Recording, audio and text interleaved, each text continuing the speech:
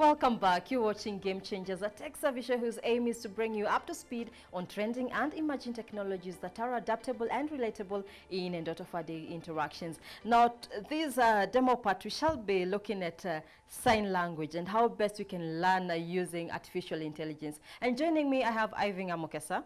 Welcome, Ivan. Thanks for CEO SophieBot. Yes.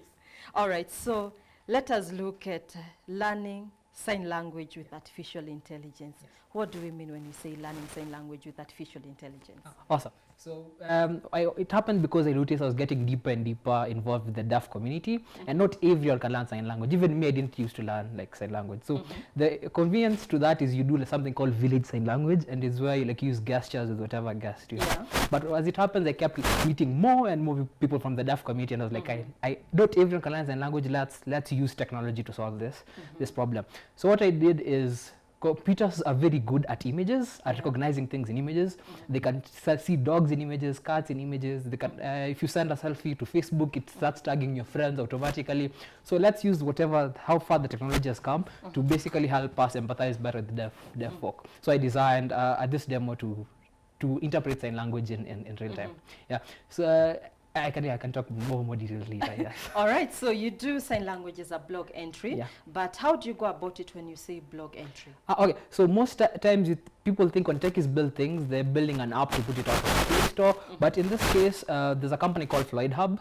I've also wanted to do this, and then I kept pushing this project to a couple of my deaf friends who are developers, but then they wouldn't like take the challenge. So I had to like do it myself. So I cut time off from running SophieBot, and because the problems we're doing with SophieBot are natural language processing problems where we're teaching computers to understand words. And I'm like, the technology across board, the one for photos is so ahead, anyone can build this. So spent a month, built it over a weekend, but then spent a month to like fine tune it and then publish it as a blog so that anyone else all over the world can use my research and to further their own, to build their own different sign language models for their different countries, because it's very, very specific for each and every single country. So it's not an app. We're not going to make any money out of this. It was basically publish it out there so that the people can build on top of it. Yes. All right. And yes, I do agree with you that everyone should learn sign language. And now with the help of computers and technology, it is something that is out there for us. It is already like, just take it and go. Take it as you go. And actually something that ought to be in school curriculums. But looking at the perception and promoting it, how's the learning uptake looking at adaptation to artificial intelligence? I can say there are a couple of people in the deaf community who like are pushing this forward. So SophieBot got funded alongside a company run by deaf developers. It's called Defelimu Plus. They're trying to teach sign language, but then specific to sexual health, so that people who are deaf can get sexual health services easier from health workers because they know sign language. Even built an app alongside to teach people sign language.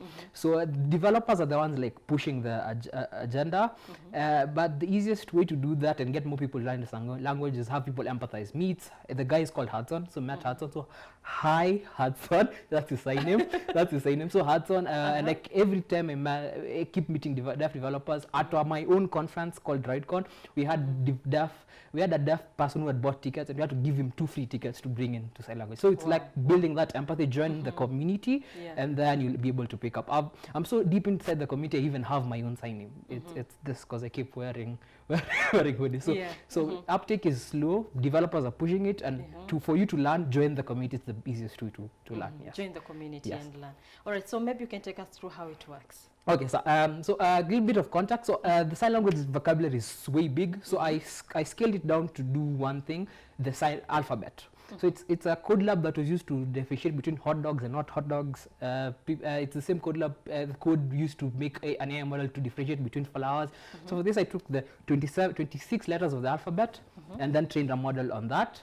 And if we can test it now, so if there's a feed on the screen, if my hands are down, it'll say no sign language. It's the feed from this end. Yeah, the feed from this end. So there's a you'd have to go a bit slow. It's a good. So as you can see, it's like getting from my webcam like that directly. And then if my hands are low, there's no hands up, it says there's no sign language. So what we have on the computer, on your laptop, is it's a webcam. There's a camera that is taking your image. And feeding it to the screen. Okay. and then that photo is going through a model right now. So if I hold my hand up, Yeah, there, we wait for it. I give it a second, it'll recognize that sign language, and then it'll give you an up, and it says A, and then 50% accuracy, that confidence that that's an A. And I've Okay, trained the so model. this is A. This is like A. I do my Alphabet. my fist like this. Yes, yeah, this A, is A. yes. With a thumbs up with, like with this. thumbs up, yes. Okay. Yeah. If All I right. So do- we are learning. So if I do Please. this is I. Wait. Let it show. Give it a few seconds, and it's No. reading D. D Z. Okay, that's interesting. Okay, so, let's try another letter, like very distinctly. This is a C. C. Okay. Slowly, so that we are accurate about this thing. Yes. Yeah. So I think, okay, it read either. So I think the problem is this. Also, maybe because you're moving, does that affect? So it affects a couple of factors, and we'll get that to the why you're not making money out of this. Yeah, but then we got A right, so we can live with A. A couple of challenges is that, so most people train the models to notice like hand signs. Me, I was like, no, because I wanted to like end it up on a Android app. Like the mobile feed, the input feed from the real world is like half a human doing a sign language. So the feed is not only the hand. So I trained the model to recognize the whole photo, not just to zoom in on the hand. And the whole body, like the face. Yes. Everything. Yes. Problem is, it will fail on you with your face, because like all the photos. Yeah. If I can show them.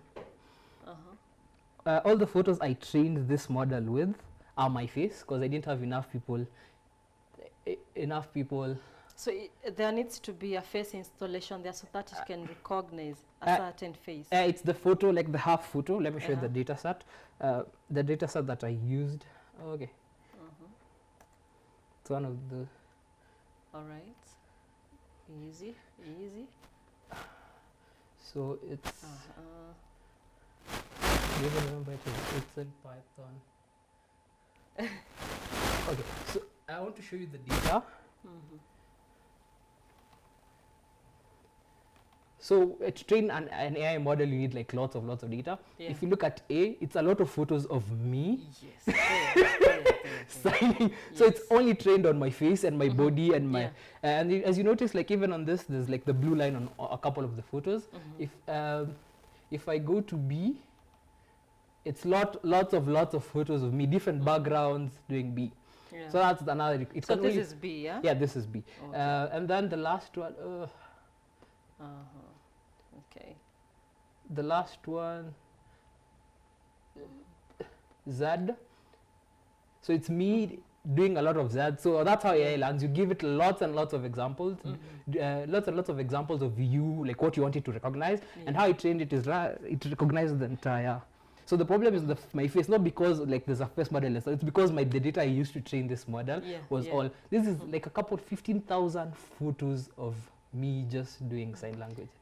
So actually it does recognize what you do. Yeah, what I'm doing, yes. So it can also pick someone else who Yeah, comes if you in feed in the data, yeah, if someone else. So you first have to feed in the data. Feed in the data, and what this is kind the of data. Photos of you doing different sign language, because it's recognizing your entire half body versus just zeroing in on your hand. And so it's a thing I love, we call them end-to-end models versus like training one AI model to recognize the hand and then recognize what's in the hand. You can take us back to where we saw the sign languages, it detecting what you're doing, before we look at the challenges. You want me to do the demo again? Yes. Okay. Yes. So I can do something else. So how to improve the model is every time I run the model, I save every picture so that I can feed it again to my data set and make the better model a bit better. Improve it. Improve it in real time. So I already see internet as a main challenge. So it would have been if I was running the model, or if I deployed it to run on a server somewhere and then have the demo run it from online.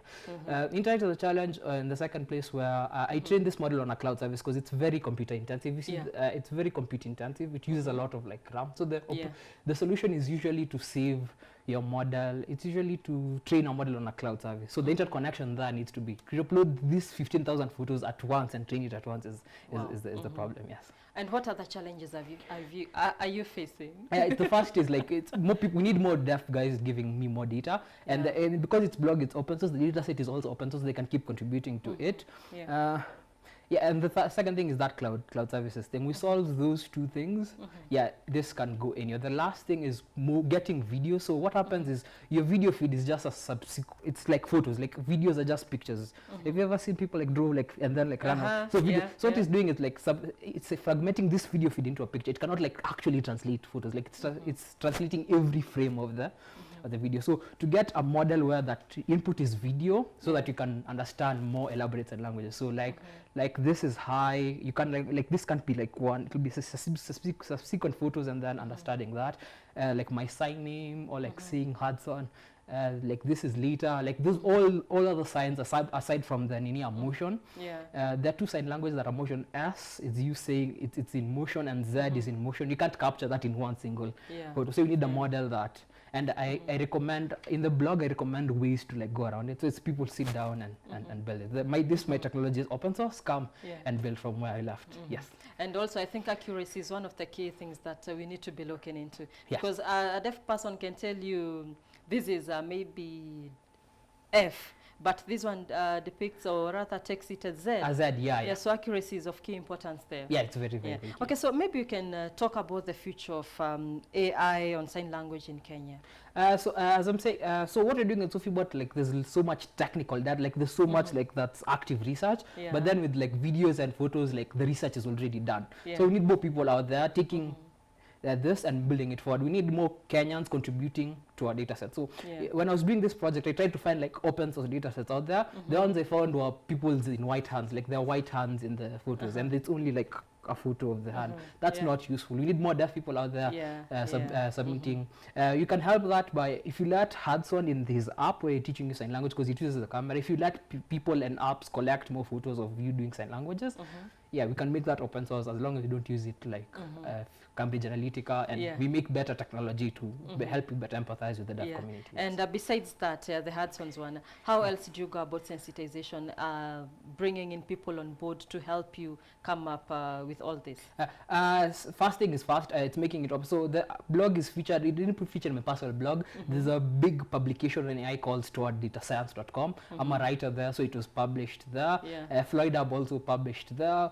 I'm also trying to get into the AI community. So there's like an AI community that's all hype, and then there's an AI community where people who actually build things and work on things. So I'm sharing that with this AI community. A couple of students are interested, like doing this as their final year project. So I was helping one do that. So she's called Anastasia Rotich. Hi, Anastasia. So she's doing this as a final year project. So it's like making it open source is like the first one, and then you get to rope in more people to contribute onto the technology. Yes. All right. Thank you so much, Ivan. So much work that you're doing, and thanks for having me. This is really good. So let's do one more practical thing. Yeah. Okay. What do you want to? One last thing. One last one. So I have to like do. Slowly, so that it captures. Accuracy is key. So as it's saying, it's giving a confidence. So it was like not sign. Like if my hands are down, because it knows it's me and my hands are down. So that is A. This is A. If we hold on let it come. Be still. Okay, I don't know why it's calling Z. Okay, or the lighting. Maybe it's still loading. Bitrate also matters, yeah? Yeah, so that's another issue. Yeah, we got it. Got it right. Got it. So 79%. You see, like the more time, more confidence increases. Yeah. So what happens is like it classifies all the. It gives you a classification, and then it only probably removes that code. It only displays an answer there if it's confidence in the prediction it's given is more than 40%. Yes. All right. Thank you so much, Ivan. Good job. Keep it up. Thanks a lot. All right. Yes. So Game Changers, we take a short break. But when we come back in the studio, we shall be looking at innovation and how best to develop it. We take a short break. We'll be right back.